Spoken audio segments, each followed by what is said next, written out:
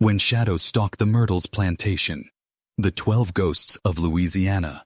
Before we begin, if real mysteries keep you awake at night, make sure you're subscribed, because what you're about to hear isn't just a story, it's a warning. On a warm summer night in 2018, a tourist named Elizabeth Carter checked into the Myrtles Plantation for a 2-day getaway. She wasn't someone who scared easily. A nurse from Colorado, calm under pressure, used to long shifts and emergency calls. But just after 1 o'clock a.m., the security team noticed something strange. The exterior cameras facing the old main house began to flicker, then cut out completely. All except one. That single remaining camera showed Elizabeth walking toward the wraparound porch, but she kept glancing behind her. Stopping. Turning. As if listening for something. At 1:13 a.m., she stepped out of frame and never came back into view. By morning, her room was untouched. Her phone was still charging on the nightstand. Her car keys sat neatly on the desk. Nothing suggested she planned to leave. The local sheriff arrived, searched the grounds, and found no signs of struggle. No footprints, no broken branches, no disturbed gravel. It was as if she simply vanished into the humid Louisiana night. The disappearance made headlines across the region. Journalists interviewed staff, historians, and even previous guests. Everyone had a different theory. Some logical, some desperate. Had she wandered into the woods? Did she have an episode of disorientation? Did someone pick her up on the road? But investigators found nothing to support any explanation. Only one detail stood out. Earlier that evening, several guests reported hearing soft humming coming from the empty hallways of the main house. They assumed it was another visitor or a late-night staff member. But when investigators checked, no one on duty that night recognized the description. And the security logs showed every staff member accounted for. As authorities expanded their search, one deputy made a discovery that would change everything and reveal that Elizabeth wasn't the first person to vanish here. Deputy Marcus Langston had only been with the sheriff's department for 3 years when Elizabeth disappeared. But he was the kind of officer who noticed details others overlooked. While reviewing old case records tied to the plantation, he found a thin manila folder buried under a stack of maintenance reports. A file dated 1998, marked with a fading label. Unresolved incident, Myrtle Grounds. Inside were 3 handwritten pages. A different name, a similar pattern. 20 years earlier, a college student named Daniel Hurst had gone missing after staying overnight during a historical tour program. He was last seen walking near the same wraparound porch where Elizabeth was captured on camera. Just like her, he left all his belongings behind. Wallet, keys, bag, everything. The sheriff at the time wrote one unsettling line in his final report.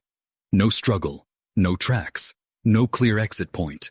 That sentence echoed in Marcus's head. He returned to the current investigation with the file in hand. The sheriff frowned when he saw it. Not out of suspicion, but recognition. "We looked everywhere for that boy," he muttered. "Family still calls every Christmas." The similarity between the two cases was impossible to ignore. Both disappearances occurred at night. Both individuals walked toward the same end of the porch. Both vanished without a single physical trace. Still, there were differences. Daniel's case had one additional note. Multiple guests reported strange knocks on their walls shortly before he disappeared. Again, the sheriff at the time brushed it off as old pipes or settling wood. The plantation was nearly 200 years old. Odd noises were its signature. Marcus decided to retrace Elizabeth's last steps. During daylight, the plantation felt peaceful, almost picturesque. Sunlight filtered through massive oak trees draped in Spanish moss. But as he walked, the route she took, from her room, down the hallway, past the empty sitting room, and out to the porch, he noticed something unnerving. A section of the wooden floorboards near the far corner was slightly misaligned. Not broken, not damaged, just shifted, as if someone had lifted them before. That night, after the property closed, Marcus returned alone with a flashlight. When he pried up the first board, a cold draft rose from the darkness below. And inside, he saw something he was never supposed to find. The beam of Marcus's flashlight cut through the darkness below the porch, revealing a narrow crawl space lined with old bricks and damp soil. It wasn't large, barely tall enough for a grown man to slide into on his stomach. The air smelled stale, untouched, like it hadn't been disturbed in decades. Yet the ground told a different story. The soil was uneven, recently moved. Marcus lowered himself slowly, boots scraping against the wooden frame as he descended. His breath echoed strangely, bouncing off the low ceiling.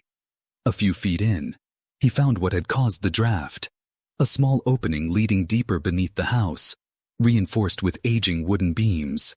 It looked too deliberate to be accidental, as if someone had carved out a private passage long ago. Half crawling, half dragging himself forward, Marcus reached a point where the space widened. That's when he noticed the objects. Things laid out as if someone had placed them carefully, one by one. A silver bracelet, a cracked cell phone, a rusted thermos with initials scratched into the metal. Each item covered in a thin layer of dust, but not enough to hide the truth. They didn't belong to the house. Marcus pulled out his phone and snapped photos, heart pounding. The bracelet matched the one Elizabeth wore on her social media pictures. The phone case was the exact model Daniel Hurst owned in 1998. It was impossible. Items shouldn't survive that long here without being discovered. But before he could process any of it, he spotted something wedged further in. A small leather-bound notebook, edges warped by humidity. He reached for it, but the moment he touched the cover, a faint vibration traveled up his arm. Not movement. Noise. A sound, distant but unmistakable. Footsteps. Above him. Slow, heavy, moving across the porch he had just uncovered. Marcus froze, his breath held tight in his chest. Whoever was up here wasn't staff. The plantation was closed. And the steps weren't searching randomly. They were pacing along the exact section of porch he had lifted. One step, another. Then silence. When Marcus finally climbed out of the crawl space, the porch was empty. Except for a folded piece of paper placed exactly where he emerged. His name was written on it. Marcus stared at the folded paper, his pulse beating hard against his ribs. The porch was silent, the air thick and unmoving, yet the note looked freshly placed. The edges crisp, the fold clean. Someone had been there only seconds earlier. He crouched, picked it up carefully, and unfolded it beneath the beam of his flashlight. Inside were 4 words, written in rushed, uneven handwriting. "You're not alone here." No signature, no explanation, just a message meant for him, and only him. Marcus scanned the porch, then the yard, then the tree line beyond the gravel path. Nothing moved, but the feeling of being watched settled heavy in his chest. He called the sheriff immediately. Within 20 minutes, 3 patrol units arrived. Officers searched the grounds, the crawl space, and every room of the plantation. They found no intruder, no footprints, nothing disturbed. The sheriff's expression tightened when Marcus showed him the note. "This isn't a prank," Marcus said quietly. "I know," the sheriff replied, folding the paper into an evidence bag. "But until we have something solid, this stays between us." The team moved their search to the items Marcus had discovered beneath the floorboards. The missing bracelet, the cracked phone, the notebook. Each piece was photographed, catalogued, and taken to the station. But the notebook stood out most. Its pages were worn and fragile, filled with handwriting belonging to multiple people across different decades. Some entries read like personal reflections, others like hurried warnings. One page, however, chilled Marcus more than the note on the porch. A short entry dated June 12, 1998, the week Daniel Hurst vanished. "I hear them again near the porch. If someone finds this, please check under the boards. Someone keeps coming at night. No name, no explanation. But the handwriting on that page was nearly identical to the message left for Marcus outside moments earlier, decades apart. Before dawn, officers continued to sweep the property, and that's when one deputy radioed in with a strained voice. He had followed a narrow trail past the old oak trees, down toward the edge of the swamp. There, half submerged in mud, he found something that stopped the entire investigation cold.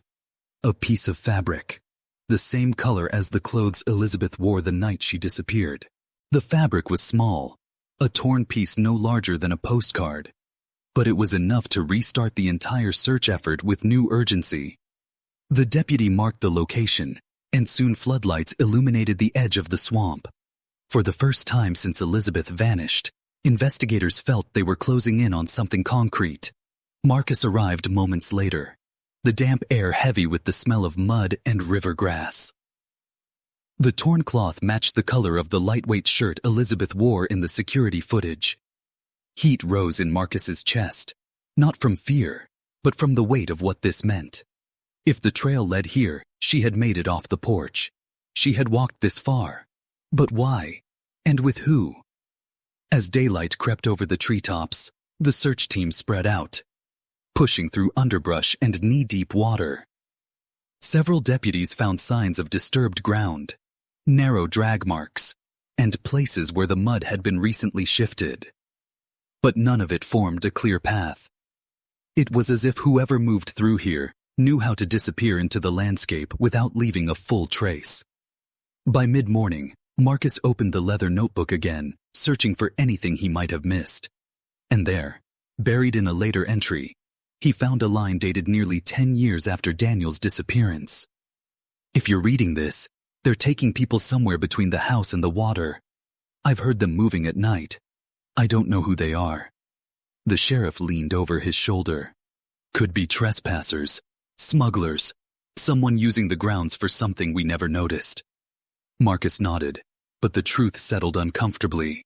Whatever was happening had been happening for decades, unnoticed in the shadows of a historic property visited by thousands. By afternoon, the team found one final clue. A narrow path of compacted soil leading deeper into the swamp, toward a cluster of abandoned hunting shacks long forgotten by the plantation's modern tours. The structures were old, collapsing into themselves, hidden behind thick vines and moss. But fresh boot prints circled one of them. Inside, they found personal items belonging to multiple missing visitors, but still no sign of Elizabeth. The sheriff turned to Marcus, voice low. We're not dealing with a haunting. Someone's been using this land. Someone who knows it better than we do. And with the discovery of the shack came a chilling realization. The disappearances weren't random. They were deliberate. No one has ever been charged. No full explanation was ever released to the public. And to this day, patrol deputies report seeing fresh footprints near the porch after closing hours, leading toward the swamp, and sometimes back toward the house. If this story stayed in your mind longer than it should, you're not ready for the next one. Subscribe before the truth finds you first.